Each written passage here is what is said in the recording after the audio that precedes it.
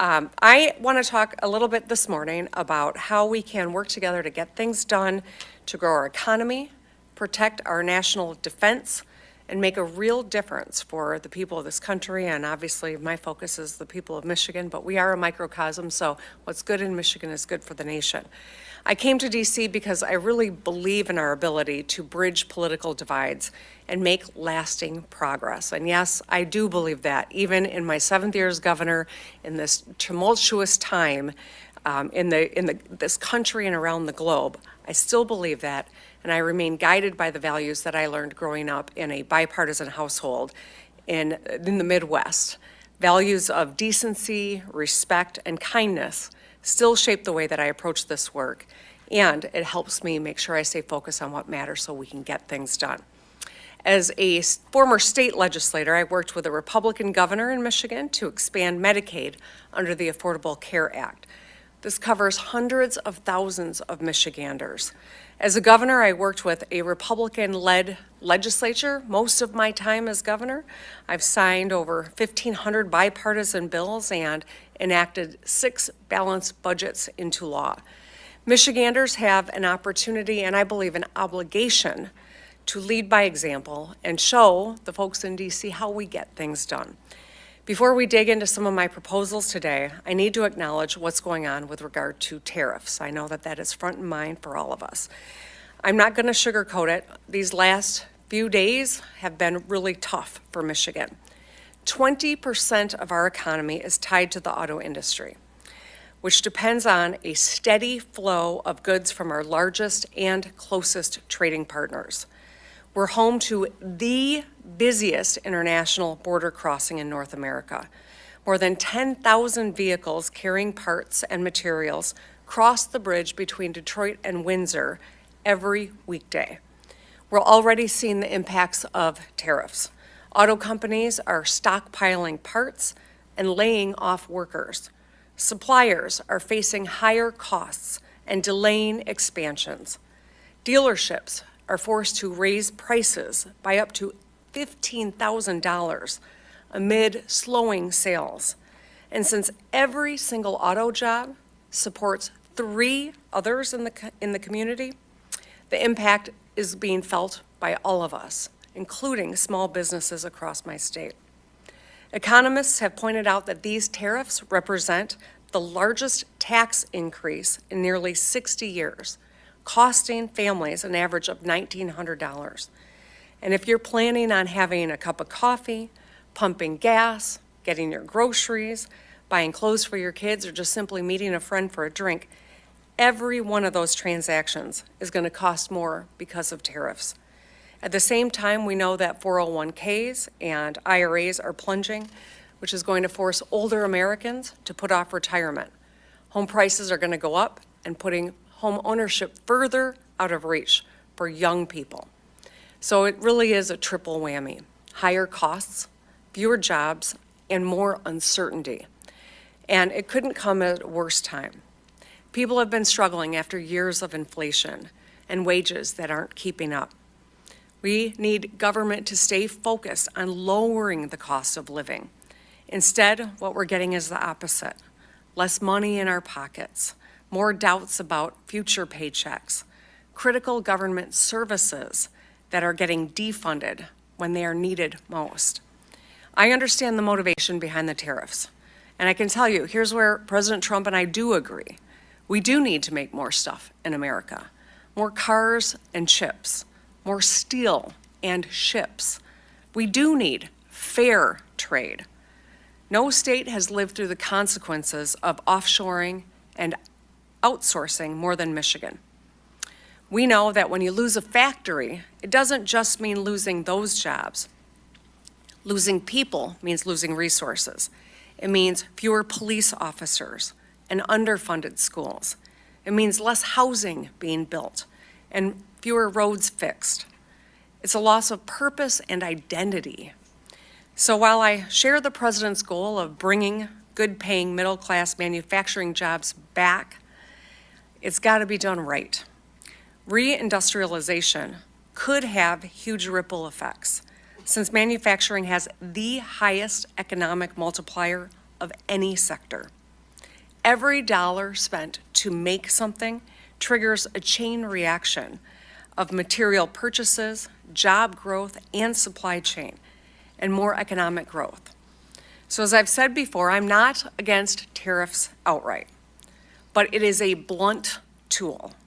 You can't just pull out the tariff hammer to swing at every problem without a clear, defined end goal. We cannot underestimate or underappreciate the time and capital it's going to take to actually bring jobs and supply chains back home. So there's not a shortcut here. Strategic reindustrialization must be a bipartisan project that spans multiple presidential administrations. So to get it done, we've got to work with our friends and compete against our adversaries. We need to be strategic about tariffs on the technology we actually want to make in America and on industries where we already have a sizable competitive advantage. Let's carve out autos and energy, both of which are critical to manufacturers and directly impact people's wallets. Finally, to the extent that tariffs are a strategic tool in an economic toolbox, let's use all of the new revenue to reinvest in American businesses and in our workers. Our history has proven that when we build, we succeed. And the opposite is true as well. When we don't build, we fall behind. When we don't build enough housing, we put the American dream out of reach. When we don't build enough schools, we lose our pipeline of talent. When we don't build enough roads or transit, we make it harder for people to get around and for businesses to move their goods. When we don't build enough factories, the engines that power our industrial economy sputter. The Trump administration says they get this, and I know that the Biden administration understood this too. It's why, despite the political division we see on the surface, there has been a real bipartisan effort below deck to bring manufacturing home. Here's an example from Michigan. In October of 2023, my administration invested $40 million to fix Wilder Road in a small town near Saginaw on the shores of Lake Huron. We got it done to help Vantage Plastics. This is a local manufacturer. We're helping them to build a new factory and create 93 good-paying jobs, local jobs. And this is a very purple part of Michigan. Donald Trump won this area 3 times and I carried it twice. A few weeks ago, Vice President Vance visited the finished factory. He spoke there and he said, and I quote, "Making things, building things, working with our hands is America's heritage." I agree with this. And I'm proud that the amount of money being spent to build factories in America has more than tripled over a decade. In Michigan, we've secured dozens of new facilities to build chips, batteries, cars, and energy. Just this year, major companies have announced huge investments in America to build data centers and factories and research facilities. So here's my pitch. Let's keep going. Let's make more ships and planes and semiconductor chips in America. Let's cut red tape and unleash extraordinary potential of American industry. Let's give more hardworking people a fair shot at a decent life. And let's usher in, as President Trump says, a golden age of American manufacturing. So first I want to talk about ships. I will talk about chips, but I'm talking about ships first. American shipbuilding output is a fraction of what it was in the 1950s. We build just 0.1%, all right, 1.1% of the world's ships, while China alone makes 53%. That's more than the rest of the world combined. Here's another shocking stat. China's largest state-owned ship company built more ships by tonnage last year than we have in the last 80 years, since the end of World War II. Shipbuilding is both a commercial and military challenge, but I'm going to focus on the military side. Last September, the United States Navy set an ambitious goal of building hundreds more ships and submarines over the next few decades. If we don't progress toward that goal, China's naval fleet could be 50% larger than ours by 2030. It's not that far away. So I'm encouraged that both parties appear to see the problem. In December, Republicans and Democrats in Congress introduced the Ships for America Act, which would be the most significant bipartisan legislation to build ships in decades. Last month, during his joint address to Congress, President Trump announced that he will establish a new Office of Shipbuilding in the White House under the National Security Council. A few days later, Brett Seidel, the Deputy Assistant Secretary of the Navy for R&D, testified in front of the House Armed Services Committee. He outlined the challenges that we face, including reduced manufacturing capacity, supply disruptions, and most of all, workforce shortages. The last factor, workforce, is huge. We are short more than 100,000 workers, as nearly every major American shipyard has a hard time hiring and retaining the workforce they need. The shortage will get worse in a generation as we see a generation of experienced ship workers start to retire. If we don't act, our shipbuilding workforce will soon be smaller and less experienced than ever. In Michigan, we're the tip of the spear, or the tip of the torpedo in this case, in facing this challenge. Last year, the former Navy Secretary and I launched the Michigan Maritime Manufacturing, or the M3 initiative. It's a job training program built in partnership with Macomb County and Macomb County Community College to prepare thousands of Michiganders for careers in maritime welding and machining. A few weeks ago, I attended the first ever M3 graduation. It was full of inspiring stories. There was a mother and son who are graduating together. A young man who built on his career in tech education he got in high school. Another who went from homelessness to a hopeful future where he signed a contract that day with a company at a good paying job. A clerk, a caregiver, a Coast Guard veteran. These are some of the people that graduated that day. We've already heard from businesses that have hired some of these recent graduates and are really impressed with their technical talent and the skills they brought on day one. A couple of weeks ago, I shared the success of this M3 initiative with Defense Secretary Hegseth. I told him it's good for workers, it's been good for Michigan, and it's good for America too, and national security. So my proposal is let's grow it. Let's expand initiatives like this. Let's do it statewide in Michigan, but replicate it across the country. The state of Michigan is ready to serve as a connector between the Navy and our network of 31 tribal and community colleges. We have the skills and the ability to make sure we're training people up. We can train thousands of Michiganders to do what we do best, which is GSD, get ship done. All right. Now let's talk about planes. We are the world leader in both commercial and military aviation. We're the home to industrial giants and manufacturers up and down the supply chain.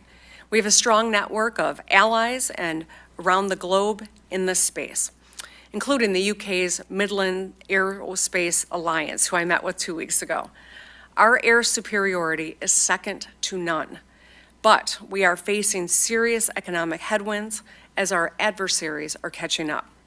Globally, we're short 17,000 jets and planes, and plane travel shows no sign of slowing down, with an all-time high of 5.2 billion passengers last year. Because of the shortage, however, airlines are having to use older planes for longer periods of time, for an average of 14 years. Now, there's a huge opportunity here to meet demand while making a profit and maximizing market share. China understands this. This is their plan, actually. They're rapidly expanding their aviation industry, both military and commercial, and they're gaining momentum fast. They're world leaders in drone manufacturing, and just the second country after the United States to have 2 stealth fighter jets, the J-20 and the J-35. China's largest passenger plane company, Commercial Aircraft Corporation, COMAC, now makes models that are competing with best-selling American-made planes on the market. They are on the verge of challenging Boeing and Airbus as a serious competitor. This should serve as a wake-up call to this country. COMAC, like so many Chinese companies, is funded directly by the Chinese government. This allows them to undercut others on the price while they're plowing billions into R&D. We see the same story playing out in the car market. Over the past decade, Chinese automakers, directly funded by the Chinese government, have muscled their way into countries around the world. They can sell at a loss because of the way that they're funded, and they're gobbling up market share, and they're driving out local competition. In Southeast Asia, Japanese giants like Honda and Toyota and Nissan are selling fewer cars. In Europe, Volkswagen was forced to close a factory for the first time in its century-long history because of Chinese competition. If we don't hit the throttle now, while we lead in the commercial and military aviation, China will pass us. That's something we cannot afford. We must protect our lead, and Michigan is ready and poised to do whatever it takes to win this. We can lean on our manufacturing experience and skilled workforce to boost domestic aviation manufacturing. We've got history here. There is precedent here. During World War II, Michigan automakers and suppliers took to the skies. In a matter of months, we shifted from producing cars and trucks for civilians to producing airplanes, tanks, guns, and shells for GIs. A Buick factory won a contract to build 500 engines a month, but ended up making 2,000 during that time.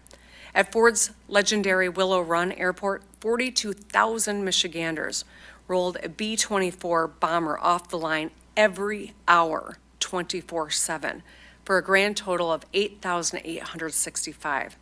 And a generation of Rosie the Riveters said, "We can do it," and they worked in the factories. We were able to get it done because the federal government set a clear strategy, made it easier to move fast by slashing red tape, and simplified procurement. When you already know how to make something complicated, like a car, it's a lot easier to shift your factory to make something else. Domestic manufacturers, whether they're multinational corporations or small and mid-sized companies further up the supply chain, stand ready and capable to do this. If we collaborate at the state and federal level, we can make targeted investments to retool our factories, to make planes, plane parts, and drones. We have manufacturing and innovation ecosystem that is uniquely suited for modern defense and aerospace needs. Another contributing factor to slowing aviation industry, just like with shipbuilding, is a shrinking workforce. Nearly a quarter of American aviation technicians have fewer than 5 years of experience, as a huge wave of retirements is about to hit the market. Experts estimate that by 2028, we'll be short 37,000 aviation techs. At the state level, I can tell you Michigan's doing our part. We've made historic bipartisan investments in places like the Selfridge National Air Guard Base, a key defense hub and economic anchor that supports thousands of jobs and hundreds of military families in Macomb County. I established a new statewide Office of Defense and Aerospace Innovation, and in the heart of Detroit, we set up the Transportation Innovation Zone, where aviation and aerospace startups can easily test new technologies in public airspace. But we can't do this alone. We need help from Washington. We need a coordinated national strategy and bipartisan investment to grow America's aviation industry and workforce. Otherwise, we know that China is going to eat our lunch. If we're proactive, we can create tens of thousands of good-paying jobs and protect our national security and lower costs for travelers around the world and here at home. So let's make it easier for aviation and aerospace to thrive in America. Let's put a ruthless emphasis on outcomes over process, and let's build and innovate and own the skies. I started speaking about big manufacturing projects. Now I want to focus on the smallest. I want to talk about semiconductor chips. Chips are the brains behind so much of what makes our lives work. They're in our phones, they're in our cars, they're in our appliances, They're critical for AI technology as well. Decades ago, we invented chips, and we used to make them too. But then we just ceded ground to other nations, especially China. For a long time, we made 0 logic and DRAM chips. These are 2 of the most advanced types that we all rely on. Thankfully, Republicans, Democrats, and industry leaders came together to do something about it. During President Trump's first term, we started a serious national conversation about semiconductor manufacturing. A few years later, during the Biden years, Congress passed bipartisan legislation to bring chip manufacturing back home. I'm grateful to so many of our congressional delegation who fought hard to get it across the finish line. Now, because we work together, we are seeing real progress. An example from Michigan is Hemlock Semiconductor, who expanded in their hometown near Saginaw with a new facility that's going to create more than 1,000 jobs. Hemlock is one of the largest producers of hyper-pure polysilicon. You're never more than a few feet away from Michigan-made polysilicon because it's in nearly every single electronic device in the world. Nationally, we're now on track to make 20% of the world's logic chips and 10% of the DRAM chips, up from 0. We're building 17 chip fab facilities, including 1 from each of the world's 5 best and biggest manufacturers. Altogether, they've committed to investing more than $600 billion in America. And I know that there are still more in the pipeline. These chip fabs offer thousands of jobs during construction and thousands more permanent, long-term local jobs once they are completed. Both Democrats and Republicans agree that we must stay on the bleeding edge of technology. The president even mentioned chips during his speech to Congress and set up a new United States Investment Accelerator to oversee semiconductor projects. We have the momentum right now, but we cannot risk stepping back or faltering. We need to continue strong bipartisan efforts at the state and national level to make more chips. The bottom line is that when America innovates and when America builds, America wins. We all want manufacturing to be stronger than ever. Nobody wants that more than Michiganders. We pride ourselves on the things we make and grow. As I've laid out, we need a consistent national strategy, united around a new economic consensus that a lot of Democrats and Republicans now share. Let's make stuff in America. If that's what we believe, then we should be able to celebrate good policy no matter where it comes from, and also criticize bad policy wherever it comes from. Now, there's a lot more common ground here than we think.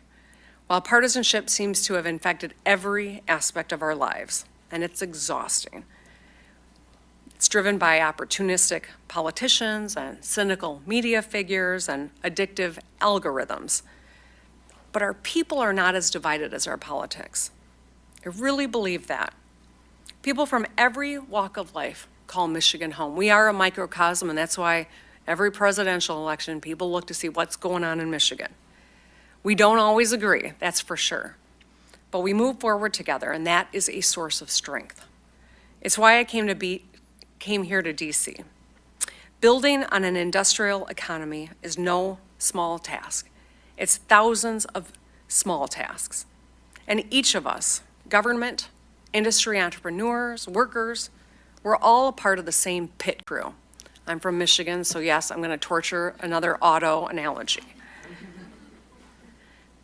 We're all a part of the same pit crew. If we do our jobs, we can get America back on the track, better and faster than ever.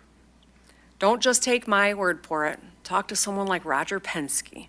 He's a successful businessman who's built a $43 billion company, 74,000 employees, and that company happens to be headquartered in Michigan. In addition to his thriving commercial trucking business, Penske runs the world's leading motorsports enterprise.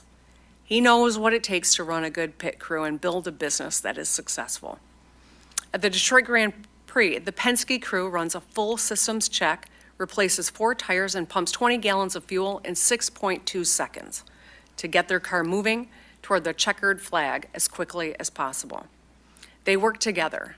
They use a data-driven strategy They source the best products they can to win. That's what we should be doing as well. I know there's been a lot of talk recently about government efficiency, but the proposed solutions have been solely focused on firing people from the crew or stripping away critical parts. That's no way to win a race. If we really want to win and to keep winning, we need to reinvest in our crew and build better parts. In our darkest hours, that's exactly what we did.